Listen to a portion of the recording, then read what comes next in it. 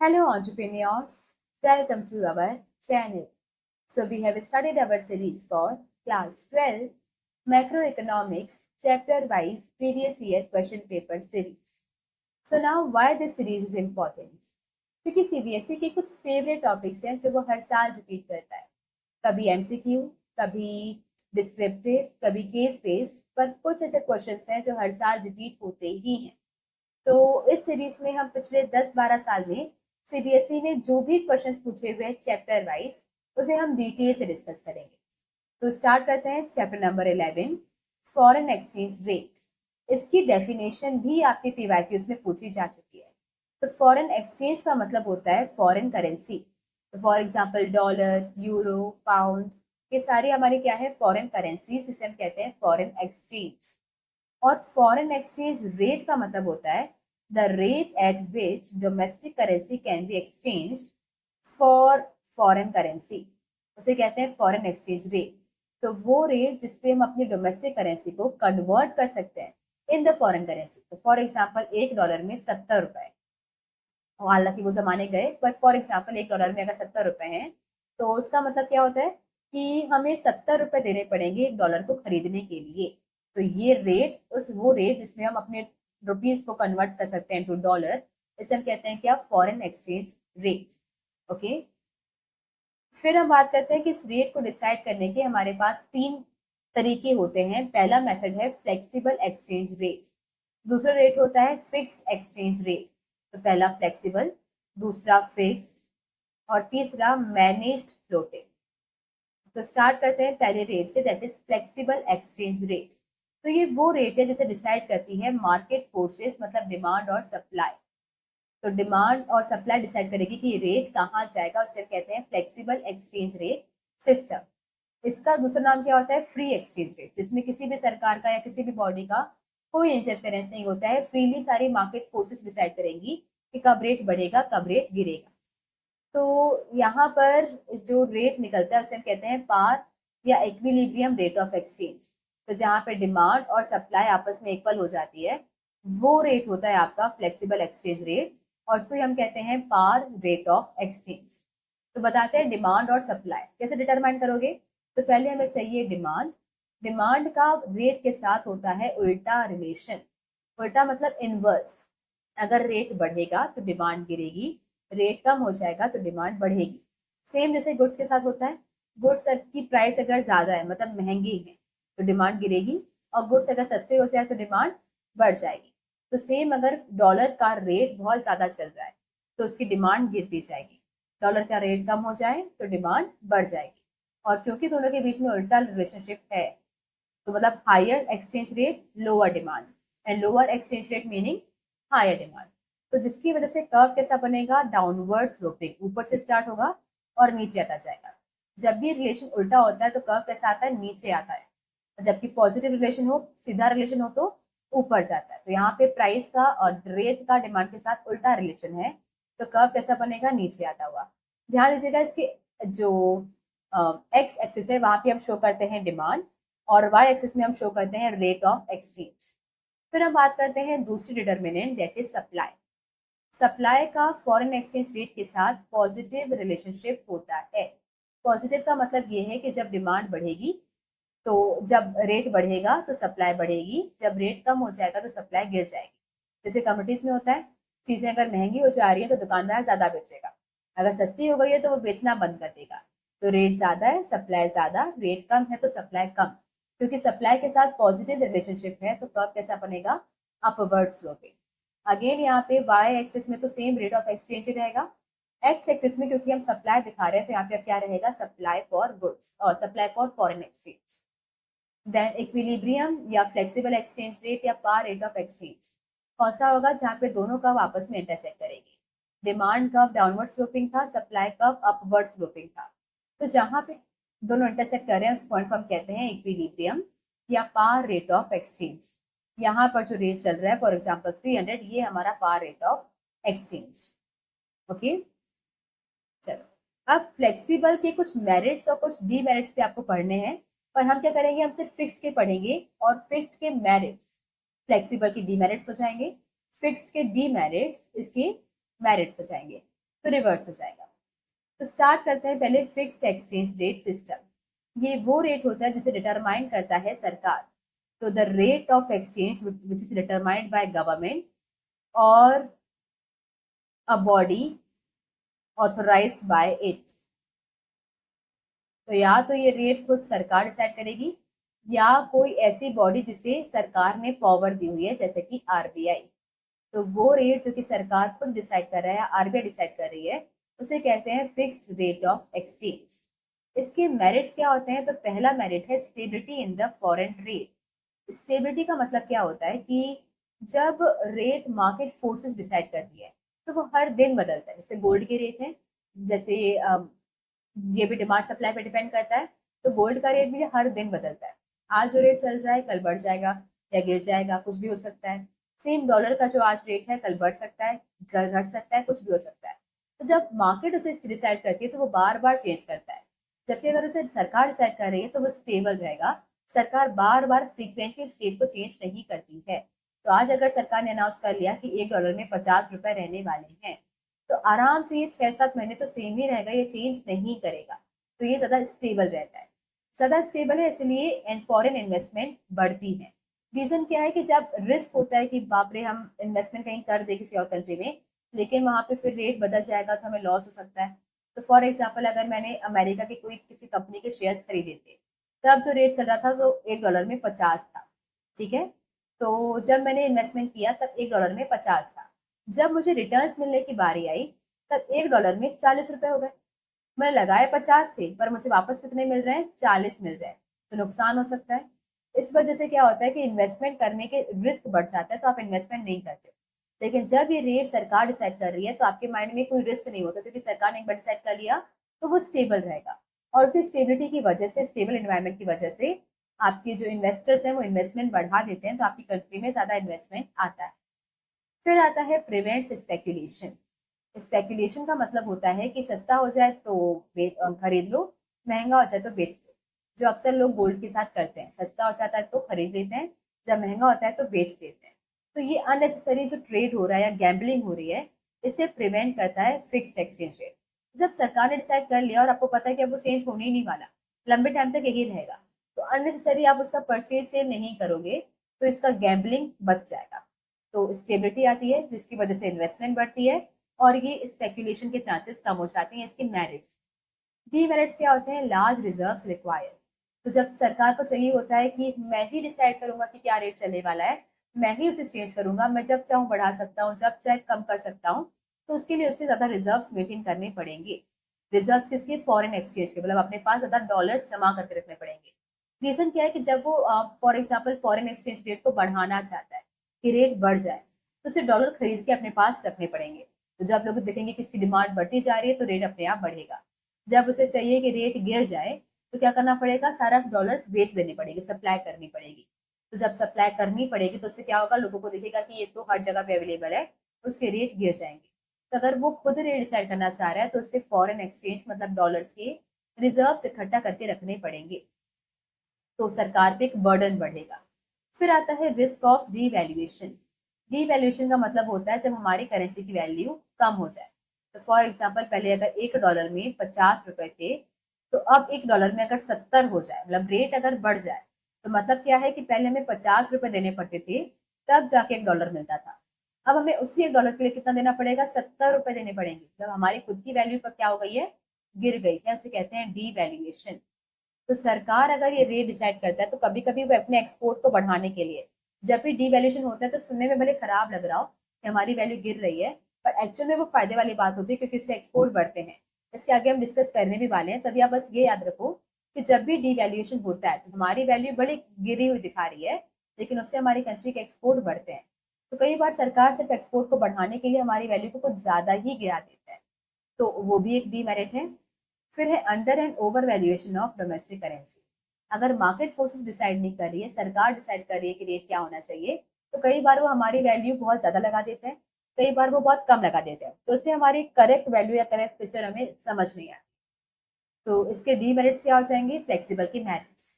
Merits मतलब इसमें कोई रिजर्व ज्यादा रखने की जरूरत नहीं है, क्योंकि सप्लाई डिमांड को डिसाइड कर लेंगे कि रेट क्या होना चाहिए।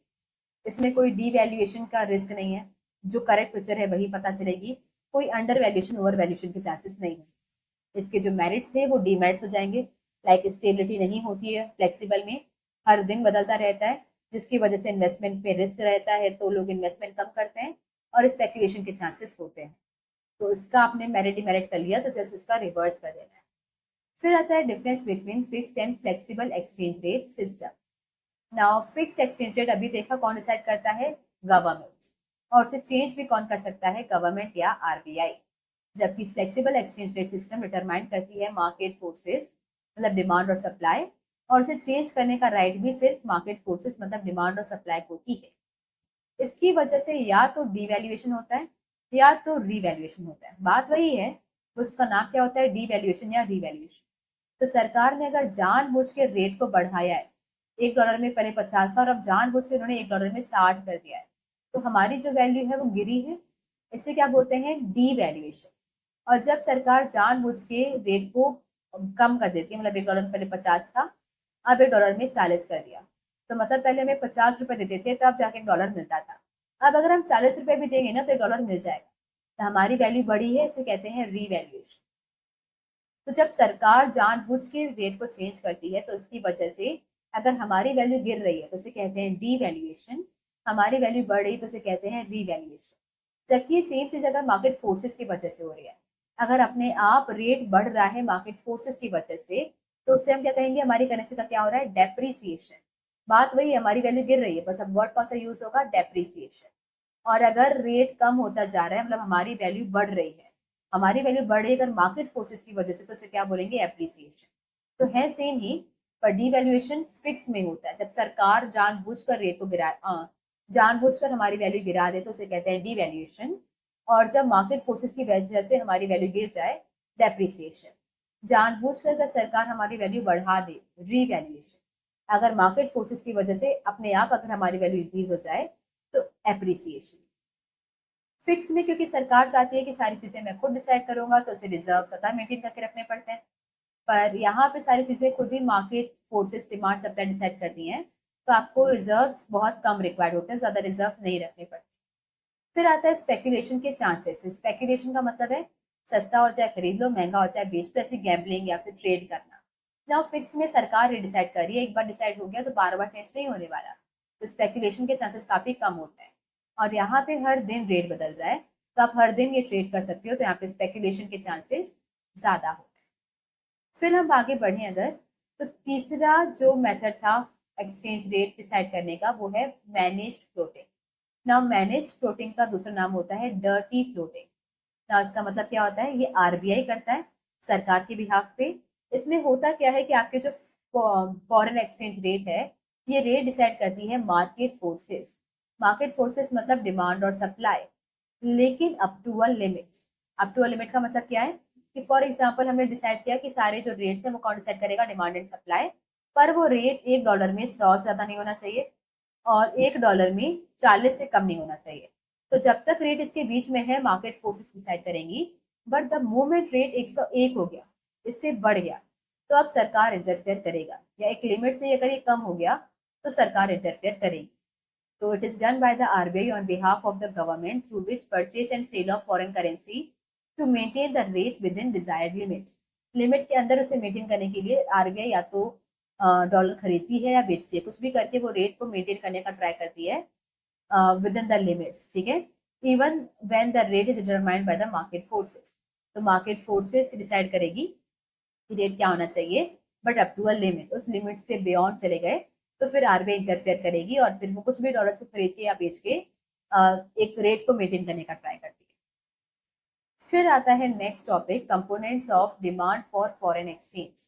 डिमांड का मतलब क्या होता है, आपको फॉरेन का एक्सचेंज मतलब डॉलर्स की डिमांड क्यों है, मतलब आपको वो क्यों चाहिए। तो ये सारे वो रीजंस हैं जिसकी वजह से आपको डॉलर्स की नीड या फिर डिमांड होती है। तो सिंपल तरीका है सोचने का, अगर आपकी कंट्री से पेमेंट जा रही है, मतलब आपको पेमेंट करनी है अगर, तो डॉलर की डिमांड होगी। तो आपको बस इतना सोचना है कि पैसा आ रहा है कि जा रहा है, तो डॉलर जा रहा है मतलब हमें पेमेंट करनी होगी, तो पेमेंट करनी है मतलब उसकी डिमांड बढ़ेगी। तो पहला है रीपेमेंट ऑफ इंटरनेशनल लोन्स। अगर हमने किसी भी दूसरी कंट्री से या वर्ल्ड बैंक से या आईएमएफ से कुछ उधारी लोन लिया हुआ है, अगर हम उसे रीपे करना है तो पैसा आ रहा है कि जा रहा है? जा रहा है, तो हमें पेमेंट करनी है, तो इसके हमें डॉलर की डिमांड करनी है। फिर आता है investment in rest of the world. आप चाहते हो किसी और कंट्री की कंपनी में पैसा लगाना, इन्वेस्ट करना, तो आप वहां पे पैसा लगा रहे हो, मतलब पैसा जा रहा है, तो पैसा देने के लिए आपको क्या चाहिए? डॉलर चाहिए, तो डिमांड बढ़ेगी। इम्पोर्ट, किसी और कंट्री से सामान मंगवाना है तो पेमेंट देनी पड़ेगी। Direct purchases abroad. इम्पोर्ट और डायरेक्ट परचेज में फर्क क्या होता है? इम्पोर्ट आप अपने कंट्री में रहते हुए ही बाहर से सामान मंगवा रहे हो। डायरेक्ट परचेज का मतलब होता है कि आप लोग घूमने के लिए गए हो अमेरिका, और वहां पे जाके आप डायरेक्टली शॉपिंग कर रहे हो, तो दोनों ही केस में आप सामान खरीद रहे हो, मतलब पैसा देना पड़ेगा। फिर है ग्रांट्स एंड डोनेशन। अगर आप चाहते हो किसी और कंट्री में कोई कैलिमिटी आई हुई है, तो आप उनकी हेल्प करना चाहते हो, डोनेशन वगैरह देना चाह रहे हो, तो अगर डोनेशन देना है तो क्या करना पड़ेगा? डिमांड जनरेट होगी। पेमेंट ऑफ इनकम्स, अगर कोई फॉरेनर है जो आपकी कंट्री में काम करता था, अब वो जो है वो आपसे, मतलब आप उनको पेमेंट दे रहे हो, इंटरेस्ट हो गया, रेंट हो गया, वेजेस हो गया, सैलरीज हो गया, तो आप उनको दे रहे हो, डॉलर्स में दोगे, अगेन डिमांड बढ़ेगी। स्पेक्यूलेटिव ट्रेडिंग का मतलब है जब सस्ता हो जाता है डॉलर, तो भी आप उसे खरीदते हो। खरीदते हो का मतलब क्या है? कि आप पेमेंट दोगे, रुपीज दोगे, तो ये क्या हो जाएगा? इसके लिए आपकी डिमांड बढ़ेगी। ओके, तो रीपे करना है मतलब डॉलर जा रहा है, इन्वेस्टमेंट करना है, इंपोर्ट करोगे तो पैसा जाएगा, डायरेक्ट परचेजेस, अगर वहां जाके कुछ सामान खरीद रहे हो तो पैसा जा रहा है, आप ग्रांट्स डोनेशन दे रहे हो, इनकम पेमेंट्स वगैरह कर रहे हो, स्पेकुलेटिव ट्रेडिंग, तो इस सारे रीजन के लिए डॉलर की डिमांड बढ़ती है। तो जब भी हमारी कंट्री से पैसा जा रहा है, तो वो पैसा देने के लिए हमें डॉलर चाहिए, डिमांड बढ़ेगी। जबकि इसका जस्ट अपोजिट है कंपोनेंट्स ऑफ सप्लाई। सप्लाई का मतलब है कि कहाँ कहाँ से हमारे पास डॉलर्स आ रहे हैं। तो किसी भी सोर्स से अगर डॉलर्स हमारे कंट्री में आते जा रहे हैं, तो हम कहेंगे इसकी सप्लाई बढ़ रही है। तो पहला है इंटरनेशनल लोन्स। अगर हमने किसी भी कंट्री से कोई पैसा उधार पे लिया है, तो पैसा आ रहा है, रिसीव हो रहा है, that mean supply of foreign exchange बढ़ रही है। Investment from rest of the world. अगर फ्रॉम मतलब बाहर के लोग हमारे कंट्री में पैसा लगा रहे हैं, तो डॉलर्स की सप्लाई आ रही है। एक्सपोर्ट मतलब आपने सामान बेचा, वो लोग आपको पेमेंट करेंगे, तो डॉलर्स की सप्लाई आएगी। फिर है direct purchases by rest of the world. वो लोग आपकी कंट्री में आए हैं, ताजमहल या कोई भी मॉन्यूमेंट विजिट कर रहे हैं, तो अगर वो लोग यहाँ पे आए हैं तो वो लोग यहाँ से खरीदारी करेंगे, तो मतलब आपकी कंट्री में डॉलर्स बढ़ेंगे। Grants and donations. अगर उन लोगों ने आपको ग्रांट्स डोनेशंस दिए हैं, तो हमारी कंट्री में अगेन डॉलर आ रहा है। इनकम रिसीट, अगर आपने उनके लिए कोई मेहनत की है, वो लोग वेजेस, सैलरीज, इंटरेस्ट, रेंट वगैरह आपको पे कर रहे हैं, तो आपकी कंट्री में डॉलर की सप्लाई हो रही है। फिर है remittance by the non resident. Remittance का मतलब क्या होता है? कि फॉर एग्जाम्पल अगर आप आज इंडिया छोड़ के किसी फॉरेन कंट्री में सेटल हो जाओ, तो हर महीने अपने पेरेंट्स को कुछ घर खर्च भेजोगे, कुछ गिफ्ट्स भेजोगे, इसे कहते हैं रेमिटांस।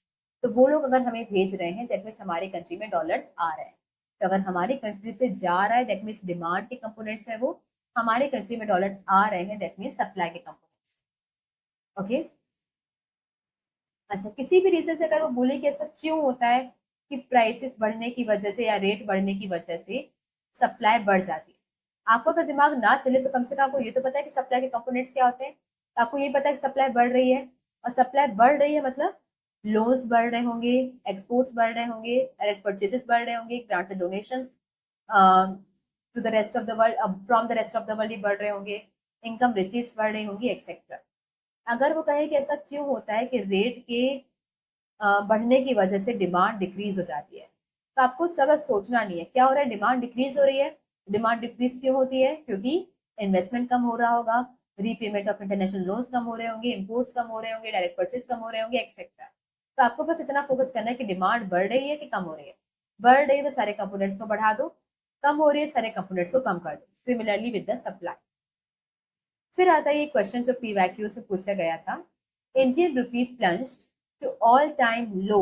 ऑल टाइम लो का मतलब है कि वो गिरा है, इंडियन रुपी की वैल्यू गिरी है, जिसका हम क्या कहते हैं? डीवैल्यूएशन या फिर डेप्रिसिएशन। तो हमारी वैल्यू गिरी है, तो इसका इम्पैक्ट क्या होने वाला है ऑन इंडियन इम्पोर्ट्स? तो हमारी वैल्यू अगर गिर जाती है, मतलब हमारी रुपीस की वैल्यू गिरती है, तो इम्पोर्ट्स पर क्या असर पड़ेगा? तो पहले तो हम देखते हैं इससे गिरने का मतलब क्या होता है। कि हमारा इंडियन रुपी क्या हो चुका है? वीक हो चुका है। वीक होने का मतलब क्या है? पहले अगर आपको $1 के बदले 70 रुपए मिलते थे, तो पहले अगर $1 में 70 रुपए चल रहा था, तो अब $1 में कितना हो चुका है? 74। मतलब पहले आप 70 रुपए देते थे तब आपको $1 मिल जाता था, लेकिन अब उसी $1 के लिए आपको 74 मतलब पहले से ज्यादा रुपए खर्च करने पड़ेंगे। दैट मीन्स ये क्या हो चुकी है, डेप्रिसिएशन या डिवैल्यूएशन। ना इससे फर्क क्या पड़ेगा, तो ना पहले आप देखो, फॉर एग्जाम्पल पहले $1 में 50 था, तो अब $1 में कितना हो चुका है, 74। रेट बढ़ा है हमारी करेंसी का, डेप्रिसिएशन।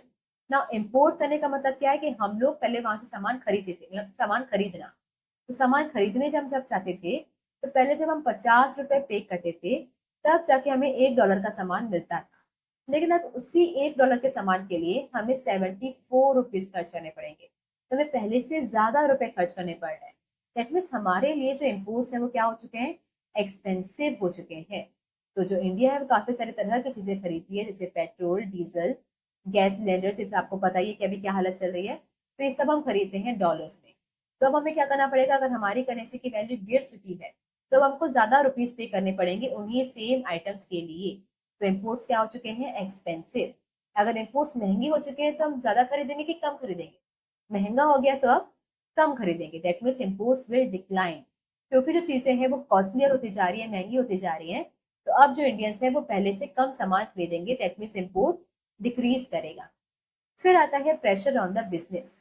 वो सारी कंपनीज जो सिर्फ इम्पोर्टेड आइटम से ही डील करती थी, कि बाहर से सामान मंगवा कर उसे बेचती थी, उन पर अब अननेसेसरी प्रेशर बढ़ेगा, कॉस्ट उनके बढ़ेंगे, दैट मीन्स उनके प्रॉफिट कम हो जाएंगे। तो फॉर एग्जाम्पल पहले अगर वो 50 में वो सामान मंगवाते थे और 80 में बेचते थे, तो उनका प्रॉफिट कितना होता था, 30 रुपए का, या हाँ 30 रुपए का। लेकिन अब क्या हो रहा है, अब उन्हें उन्हें उसी सामान के लिए 74 रुपीज पे करने पड़ रहे हैं। सामान बेच कितने में रहे हैं, 80 रुपए में। तब उनका प्रॉफिट क्या हो जाएगा, 6 रुपए का। दैट मीन्स उनका जो प्रॉफिट मार्जिन है वो डिक्रीज करेंगे और उन पर अननेसेसरी प्रेशर बढ़ेगा। तो अगर आपने रेट को बढ़ा दिया है, या फिर ऐसा कहें कि आपकी करेंसी का डेप्रिसिएशन हो गया है, तो उससे क्या फर्क पड़ेगा, तो उससे आपके इम्पोर्ट्स बहुत महंगे हो जाएंगे। तो इम्पोर्ट्स को आप रिड्यूस करना पड़ेगा, गिराना पड़ेगा, जिससे आपके बिजनेस हाउस पर या इम्पोर्टर्स पर प्रेशर बढ़ेगा। फिर आता है explain the effect of appreciation of domestic currency on imports. Appreciation मतलब इसका जस्ट उल्टा, हमारी करेंसी अब क्या हो गई है, स्ट्रांग हो गई है। दैट मीन्स अगर पहले $1 में 50 थे, तो अब $1 में 40 है। रेट गिरता है तो हमारी वैल्यू बढ़ती है ना। डॉलर भी बढ़ रहा है और रुपीज की वैल्यू बढ़ी है, साथ में नहीं हो सकता ना। तो रेट बढ़ना है का मतलब है कि डॉलर स्ट्रांग हो रहा है, और डॉलर स्ट्रांग हो रहा है मतलब हमारी करेंसी वीक हो रही है।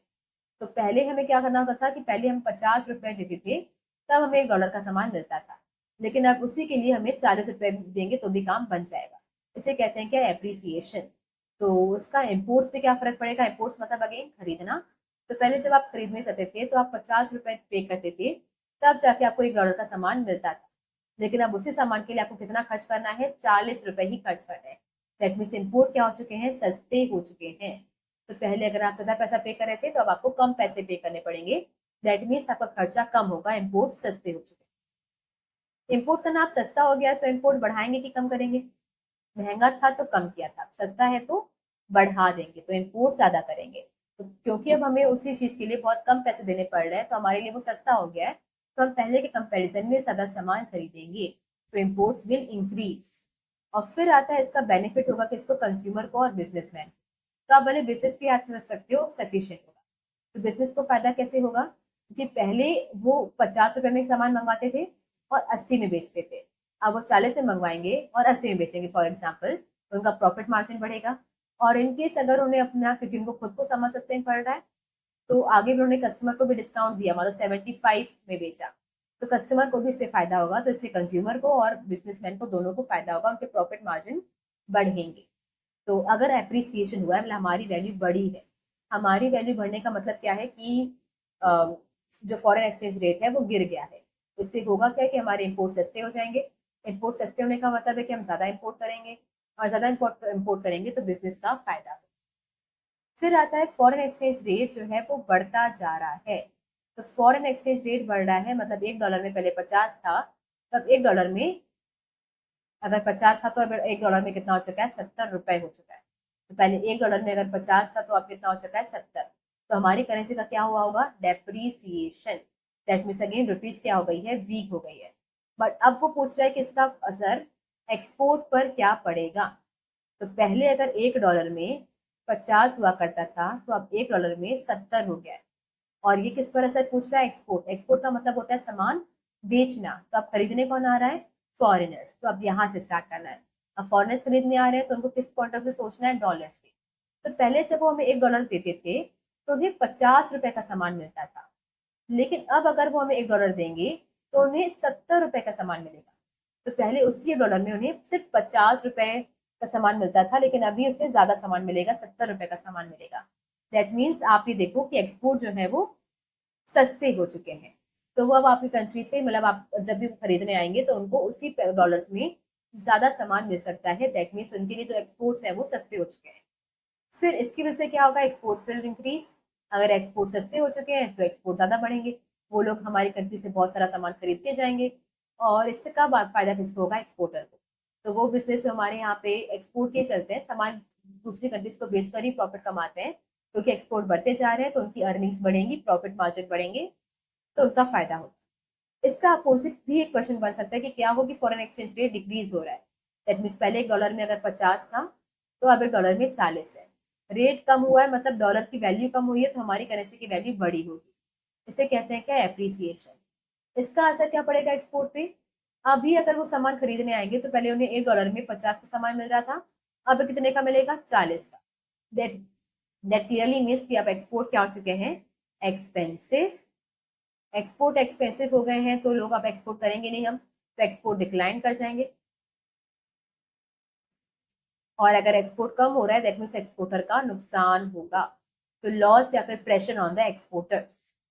तो ये वाला पूछा नहीं गया है, पर क्योंकि 3 केस पूछे जा चुके हैं तो चौथा केस ही बचा है, तो ये आप अच्छे से कर लेना। Okay, so that's it for this chapter. अगर इसमें कोई भी प्रॉब्लम्स आ रही हैं, कोई सजेशंस हैं, तो please let us know in the comment section. और अगर अगर आपको ये वीडियो समझ आ रहा है, पसंद आ रहा है, तो please like share and subscribe.